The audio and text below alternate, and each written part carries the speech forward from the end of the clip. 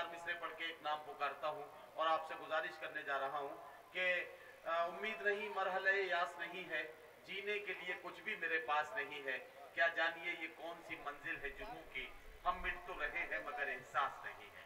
आइए इन एहसासात को शायरी बनाएं और मुलाकात करें उस्ताद शोरा जनाब नसीब नादान से कि वो तशरीफ लाएं और अपने कलाम से नवाजें। देखिए, हमारे मेहमान मुअज़्ज़म जनाब आज़म खान साहब के लिए सिर्फ 4 मिसरे पेश करने की इजाज़त चाहता हूँ। इरशाद इरशाद।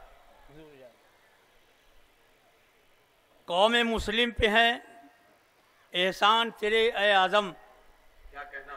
कौम मुस्लिम पे है एहसान तेरे ए आज़म, कौम ये तुझको फरामोश नहीं कर सकती, वाह वाह। कौम ये तुझको फरामोश नहीं कर सकती, देश की चाहे वो कितनी ही बड़ी ताकत हो, क्या कहना। देश की चाहे वो कितनी ही बड़ी ताकत हो, तेरी आवाज़ को खामोश नहीं कर सकती है, तेरी आवाज़ को खामोश नहीं कर।